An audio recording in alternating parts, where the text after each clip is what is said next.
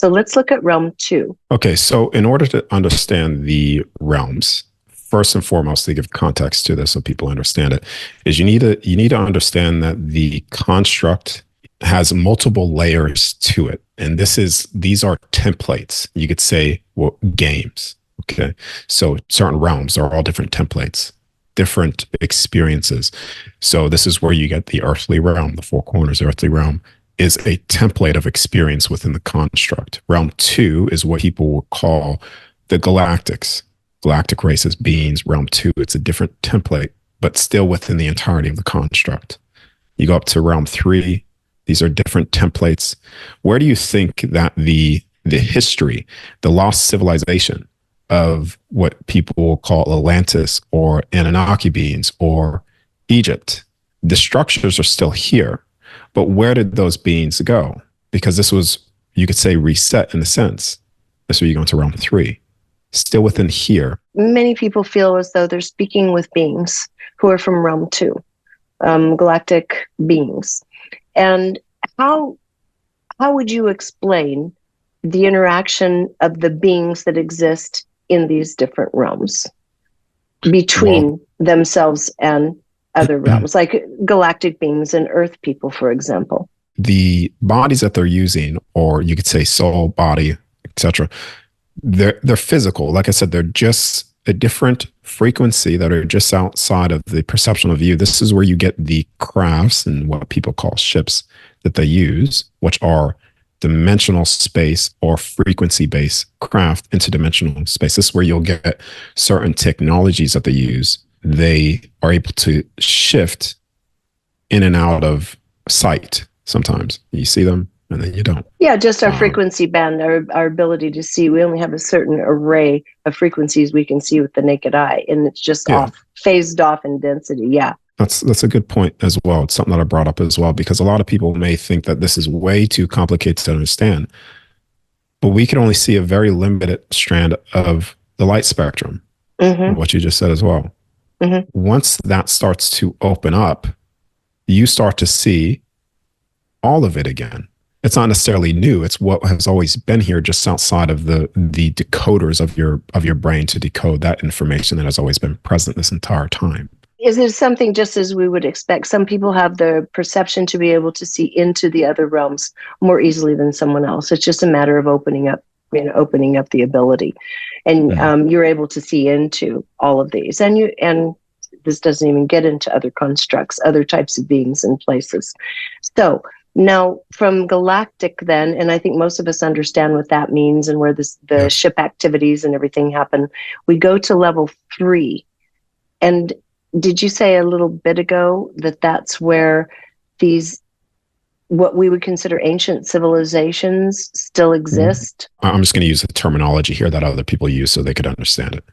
What people would consider Anunnaki beings, the Egypt, Atlantis, stuff like that. That's where you could say the template of that resided from is that realm. This is where you'll go. Where do they all go?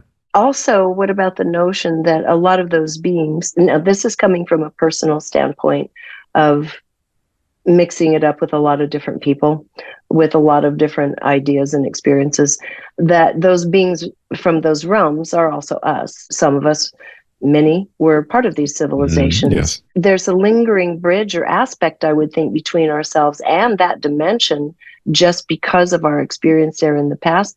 I'm guessing, but you tell me, what happens if you've been a part of Egyptian and Atlantean society, and that exists in the third realm, but you're in a human body, you're a human right now, Earth realm? I'm going to go 2 ways with this, but they all are correct. What you're saying is yes. Down this path is yes. So people have affiliation or are affiliated with certain races. This is where you get certain kingdoms. And this is where you get certain lineages and lines that souls come through within this construct. But in the entirety, we're connected to it all, like when you go way out. But so it's a yes. Those who remember or go into past life experiences, Egypt, Atlantis, they're accessing what still exists in the third realm, the template for what exists in the third realm. Yeah. So when people go back into past life experiences or past lives, they're remembering experiences that they've had within this construct. Yes. There's a total of 12. And well, actually supposed to be 13. And this is where it goes into everything. If you have the eyes to see, you'll see it very clearly. Truth always has to be shown, not necessarily that it has to be said as truth in that way, but it's all presented here. I want to write something down, if you don't mind, on the whiteboard to show you something. Yeah. Sure. Okay. Go for Give it. me 1 second. Even with the 12 realms, once you start to really understand this and break it down properly, yeah, realm 1, we are the center. This is where you go into the, like I said, a lot of the texts are accurate, but riddled with distortion in order to control individuals here. Limit the information, limit the truth. So therefore, they are constantly in fear. And that's the number one way to have dominion over a soul is fear. You have total control over their self-expression, what they desire to do, and you limit them in a box. Realm 1 is the center, yes. Where we are, the earthly realm is the center of all creation within the construct only, because there are other places outside of the construct, other constructs, etc., like on God's shelves. But for this one in particular, realm 1 is the center of it all. This is where you get all the histories here too. You get all the history from the fall, the heaven on earth, all of the races here, because it was all here in realm 1. And then, because at a point in time, everything did come here. This is where you get the reset, the flood, etc. So this is also where you get the DNA, or what people call the double helix DNA, or supposed to be 12, originally 13 strands of DNA, because the physical bodies are perfectly designed off of the construct, the 13. This is where the bodies have been so distorted and shut off, because our true capacity is to access all this information very naturally and very effectively. And it was part of the old information as well. This is where you get the chakra system, 12 stargates, etc. It's even shown to you in as simple as a clock. So the clock is also mirrored off of the construct as well, the 12, 13 realms. Now we have 12 realms. Now the 13th, you would say, is the hidden. It's a hidden thing. This is also where that you go into the Egypt and Atlantis time, where it's the hidden. Okay. It's the 13th realm is a hidden realm, but it's always been here and it's always been present. So when you draw a clock, or you go to a clock and you go 12 and 1, okay? When you circle 12 and 1, it's 13. Mm-hmm. You circle 11 and 2, it's 13. Okay, it's 10 and 3, that's 13. 9 and 4, well, that's 13. You go to 7 or 8 and 6, that's 13. And that 13. Mm-hmm. Mm-hmm. You see? Yeah. So it's understanding that all of it, from the very clock, from the very construct with the 12, the 13, the very thing with the 13 DNA strand within the brain, all of it is, we're multidimensional beings. All of it is always, the foundation of this construct is always present. It's all mirrored. All of that dimensional information is present at the same time. And so either we can or cannot tune into it. I mean, as individuals, we do or don't have the ability to tune into it, depending on our own development. But nonetheless, it affects us, whether we can see in, whether we understand it, it's affecting us. When I talk about 12 and the 13 realms, Mm-hmm. it's mirrored off of everything, from the very physical body that you have, from the very clock that we have, from the very true map that we have, other land masses here, etc., to also the construct creation, what we're living in now. Mm-hmm. Everything as above, so below, as within, so without. I hope you're enjoying this video, because if you are, there are dozens more like it on my site, all supported by people like you. So if you'd like to keep this work rolling in and join our community, just click on the Patreon button at reginameredith.com. That also gives you access to insider commentary, my live book club, and other live events with special guests. So join in. Thanks. So now let's move on to realm 4, which is interesting because it has other components that are still with us, but we don't feel we can access within realm 1. Realm 4, the Eden realm. Tell us a bit about it. This is another distortion where you get the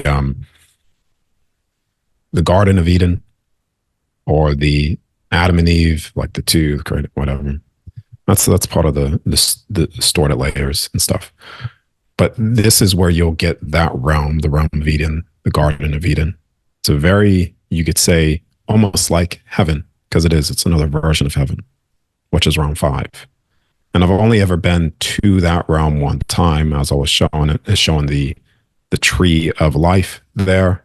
The sustainable plenum of life, where everything is available, everything's in balance, and it's sustained, self-sustaining, because it is in balance. So what we would see as Eden is never-ending supply of exactly what we need when we need it. It's there. So we have our different versions of it depending on what our religious backgrounds are, but I think we all get the idea. Then heaven, we also have very different ideas about heaven, and I would like you to go into this a bit more, because so many books and renderings of heaven have been had, and it's held like a dangling carrot before you, depending on what your religious background is. So go ahead and tell us what you experienced in heaven, realm 5. What you would end up seeing a lot in depictions of cathedrals and stuff, that's what heaven looks like. It's actually very accurate to that. People think that heaven, there's a guy sitting on a throne, and he's the one that is going to judge you or send you to heaven. Understand that heaven is just realm 5. It's actually not even the top level of this construct yet.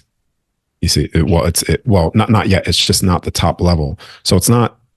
Heaven is just a very more of what you would see, like I've said before, in the cathedrals. But something that's interesting within heaven as well is they still use forms of what people call tablets. This is where you'll go back into the ancient stuff as well, where the tablets and stuff like that, information on the tablets, because they're using the connecting to the information that's within the whole entirety of the ether, the field. And they're bringing that in through information through a tablet. This is where you also they document certain information. Yeah, the cathedrals. So when you talk of a cathedral, we often think of a place that capitalizes on and captures more sacred energy, or a type of energetic flow that feels more sacred and more elevated. So when you go into that realm, does it have that elevated sacred feeling to it? And then, since it sounds like it's imbued with the Hall of Records is part of that as well. Yes. So you can meet with your information as well. Yes, I'm actually going to share an image. So what you see here in this image is basically two of these are what heaven looks like. Not accuracy, but I've tried to do the best images and stuff here to depict it. But it's very much what you see. It's people in robes. It's very pleasurable. It's very, in terms of like, just everything is relaxed. It's very heavenly. You have all of the earthly pleasures of like the environment of Earth itself, the earthly realm, but it's all there. But not only that, it's what you are thinking. You just create things. You're constantly in a state of creation. Like I said before, your thought forms are creating spaces. Like it's all there as well in this space. It's many different question. Mansions. Yes. So would it be that you're creating at the speed of thought because you don't have the resistance of the density of the first realm? Yes. Yeah. So this is part of the limitation here. When you end up going down through you could say the layers, is you have less instant access like that. But once you're out and you're seeing these spaces and you're back in these places, your ability to just create things, there's no lag in what you want to experience. It doesn't have to drop into physicality, which takes there's so many through, moving parts for something to concretize in our reality. It's like, yeah, yeah. that's so beautiful. Because here we're in a, you could say, constraint of time. Mhm. And time is, you could say, the enslavement of the physical body, because it's stuck in a loop of time. But once you come out, you're outside of the bounds of that, because time is not linear. It's more, you could go back into it. You could forward in potentials. You would call it, if like you want to put a structure on time of either a straight line, it would be more like a circle this time, where you could just, sort of like a clock. What happens here within realm one, just like if your toe was infected, it would affect the entire body. This construct is no different. So when one part is affected, then all of the connecting chains within the entirety of the construct is also affected as well.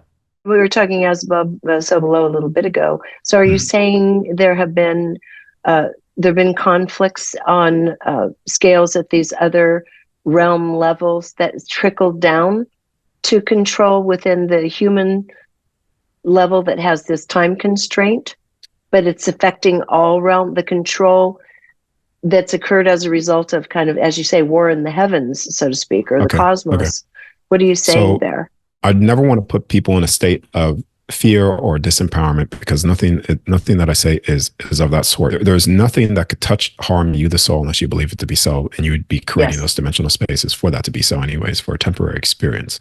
Yes. When we start with the layers 12 down to 1, this is where you'll get the opening within 12 and heading all the way down to round 1, which was, this construct was the unexperienced on the other side, outside of it completely.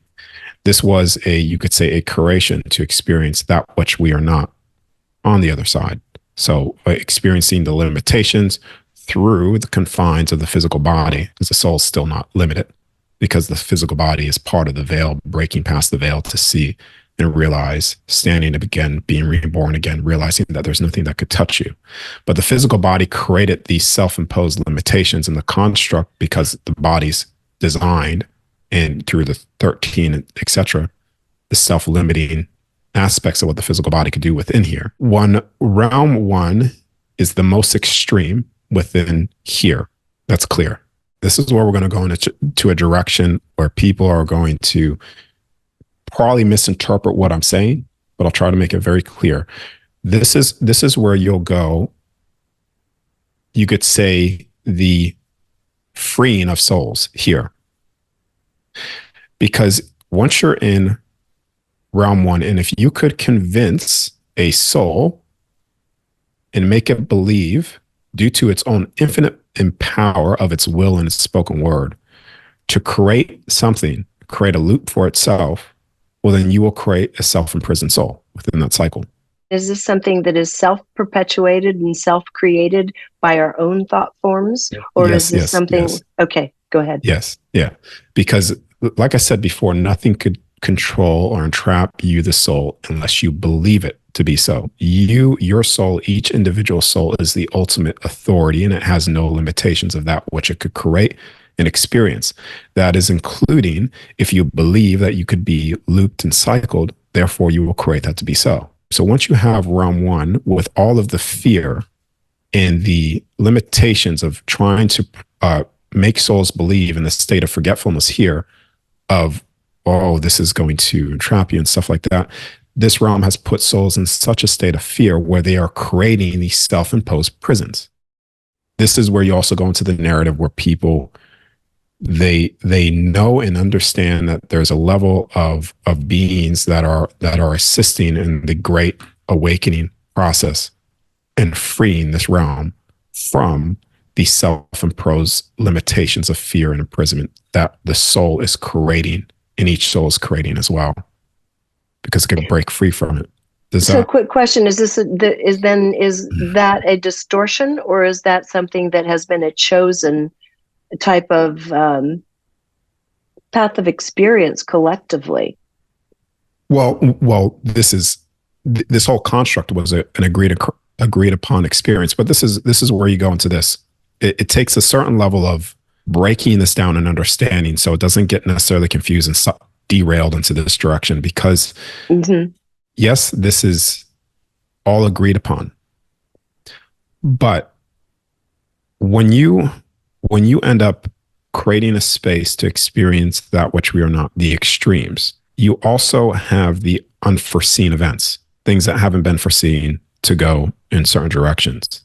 And this is where you'll get things playing out that have been so extreme here that no, certain individuals are not experiencing that which they've agreed to. This is where there is a massive front from the other side to awaken souls here, to wake up to who and what they really are, to shatter all of these self-imposed prisons, the mind, putting you in a box of limitation. Because even when you do cross over or death, if you have a lot of fear, you will see this through all near-death experience.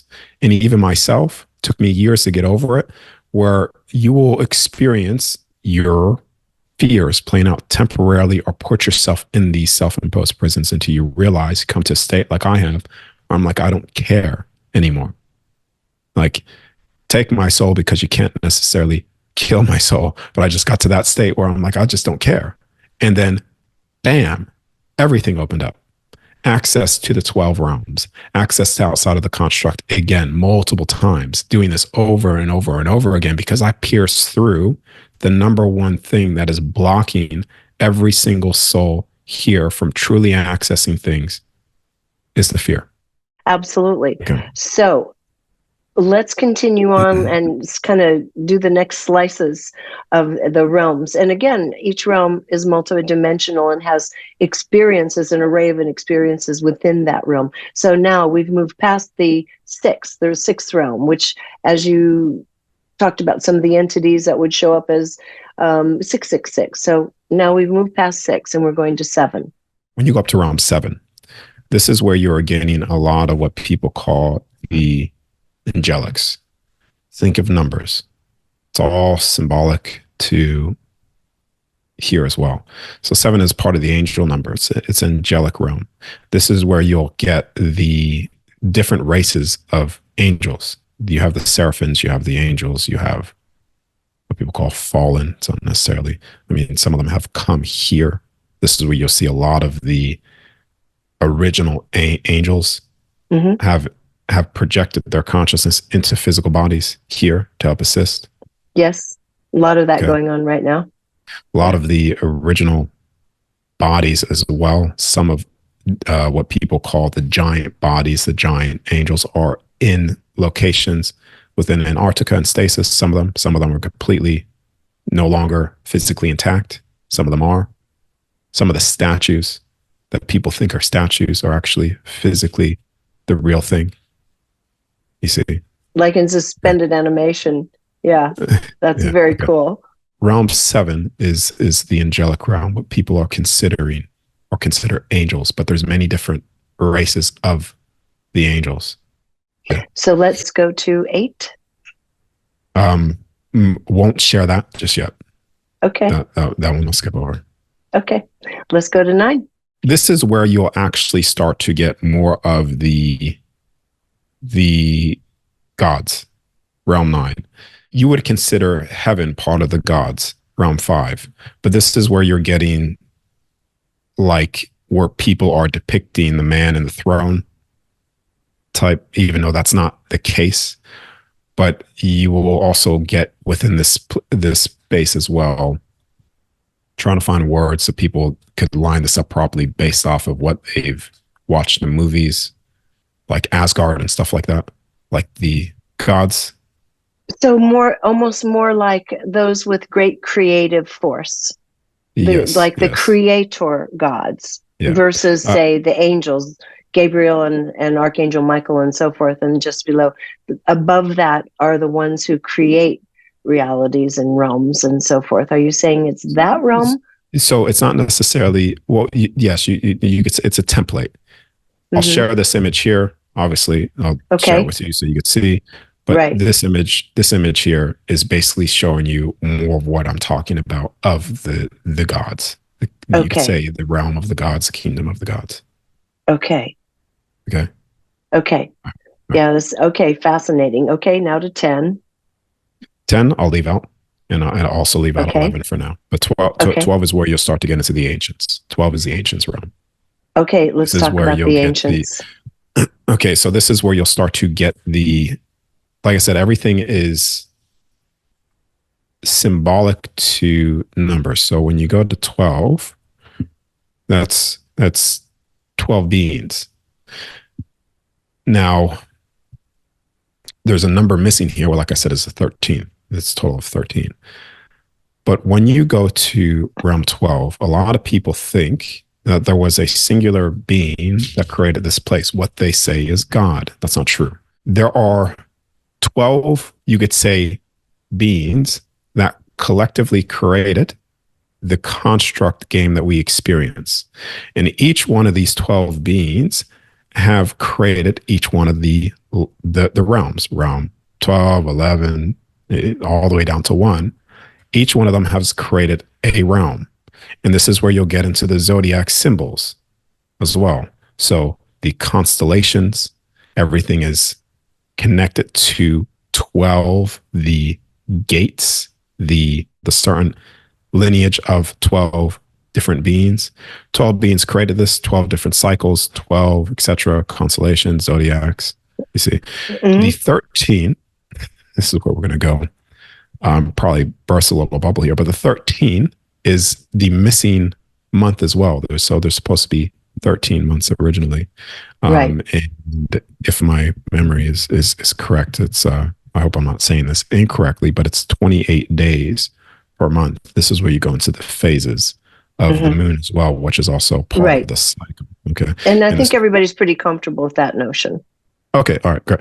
This is what I also get as well. Once a man retains for a certain period of time, this energy goes back into the claustrum of the brain and stuff like that.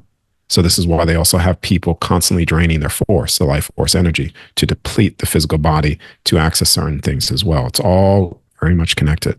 So when you go into the 13th, which is the hidden, the 13th month, the 13th symbol, the 13th sign, this is where you'll get the sign of the serpent per se, 13th lineage, also where part of the Yeshua line comes through, and the light bearer comes through that 13th.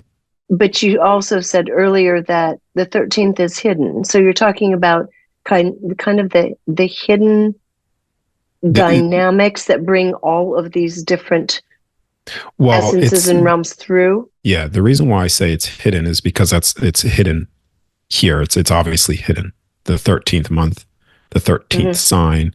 Right. It's all has been erased here through history to get people to go on to a false clock, a false dates. It's called April Fools for a reason. So it's hidden in that aspect, but it has always been present, that 13. That's sort of what I'm. Yes. Okay. And it still keeps begging the question, but who distorted the construct to move us away from the natural, from the container, from the 13, to make it invisible to us, though it appears to be intrinsic to everything? So who manipulated that to the extent that we are so unable to see reality at this point in time in the first realm? And why? I mean, we talked about it earlier, so we could play with what we are not. I mean, like a game. This is why I said before, I don't want to ever be mistaken for a new age, because I'll say this again, new age is new age propaganda bullshit. I agree with you. So period. Yeah, right. It took me a long time to move through a lot of it, so I get it. Yes. So go ahead. Now, and I'm just speaking based off what I was showing, told as well, and also connecting just through understanding of things through many experiences, to experience that which you're not ends up giving the soul a certain perceptual wisdom that would have never been birthed unless it was experienced. When people use the word master, quotation. So let's just use the word master, and I'm saying quotations master, because everybody is their own master. But in order to be a true master, you would have to have experienced the most harshest environments and experiences in order to have birthed into that. And you could say, in order to understand unconditional love, to truly understand it and be in it, even though you are that, but to truly understand why, you would have to have experienced the unlovable things.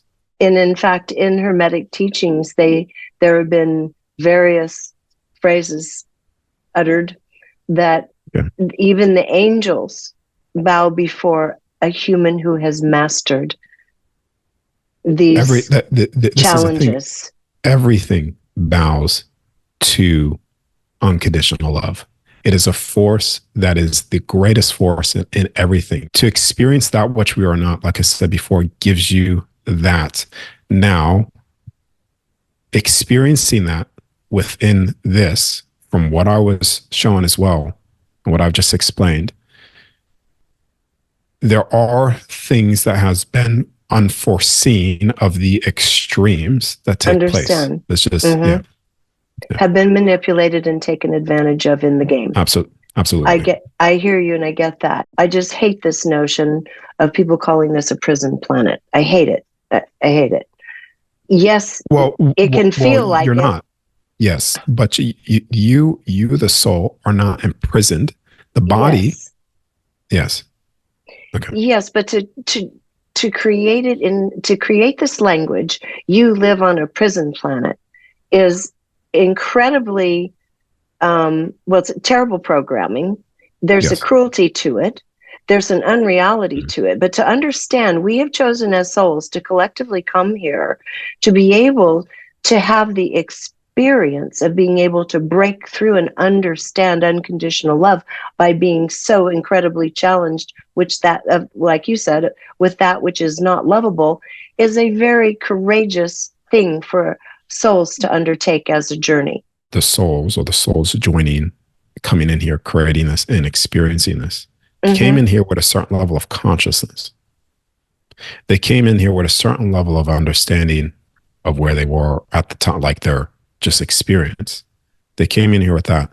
So once you break free from the imprisonments of fear, the true prison, yes, the true prison of fear, that's basically what it is. Once you get past fear, nothing can touch this. It is impossible. Yes. But once you go so far into, you could say, the dark of things and the experiences, like I said, that birth is that will birth something within you. You grow to such a state where you are no longer the same once you leave. The closer that you get to truth, the bigger the shadow becomes. A lot of people are so far away from truth, they have an easy life. And even though easy is good, when you get close and closer to the light and truth of things, when you get closer to the source of light, it casts as a larger shadow. And people are afraid of the shadow. They get afraid of the shadow, thinking that thing is controlling or has control over them. But the closer you get, the more that you'll see all the distortions. Would you say that that's where we are as a collective right now?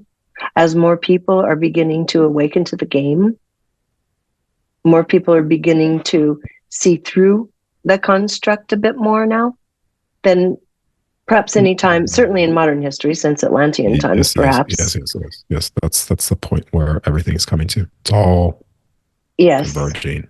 I mean, you could see, I don't necessarily, I mean, a lot of people could say, you're just saying this and stuff like that. But if you look around, you can see what's happening. Absolutely. Yeah, the wheels are coming off, kind of everything, which is the point before the flip, so to speak. So I ask you this then. Many people speak about the notion that there are infinite numbers of beings that would like to have the experience of incarnate, that there are beings waiting to be able to embody on earth for this very experience you're talking about, that it is in a way a great offering and privilege to be able to come in to this first level earth construct and be exposed to all of this and have the opportunity to move through, even if it takes many, many, many lifetimes, move through these challenges to see the pristine nature of unconditional love once again as a master. Is that true from what you've seen? Are there many beings waiting for this experience, or is that not? In short, yes. There is a certain level, and I don't know how to explain this one other than it is you could say the full memory of who and what you really are, because this experience, when the soul has it, based off what I've stated already, it ends up adding to you in a way that is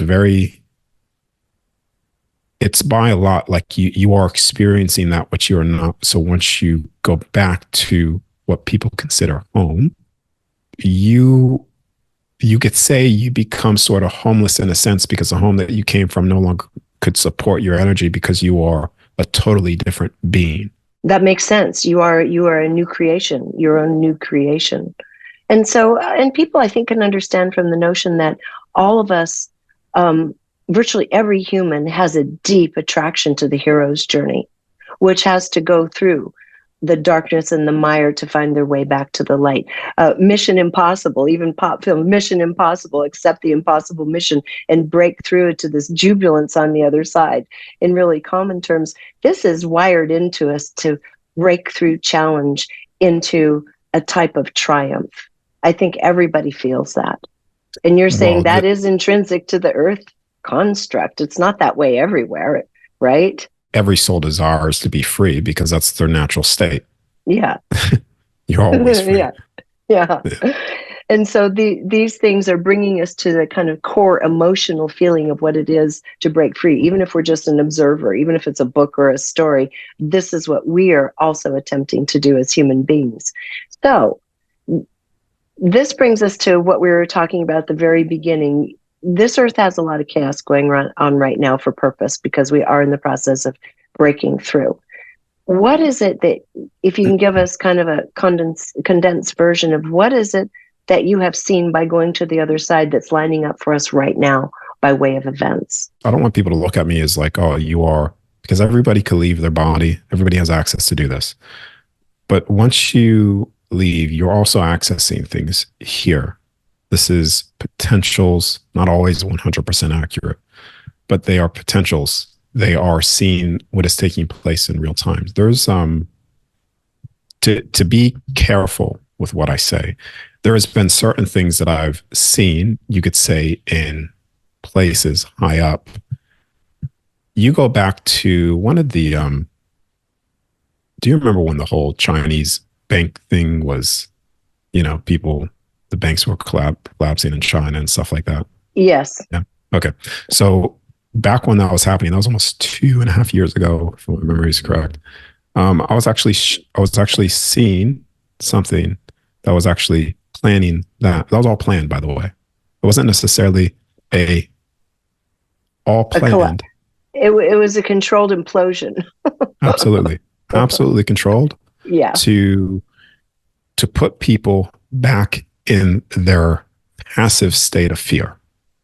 All controlled, and also at the same time a tool to trigger people to wake up and see at the most basic foundational level.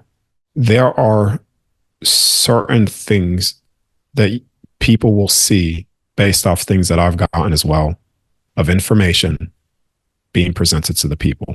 So beyond disclosure, what might we be seeing coming down the pike?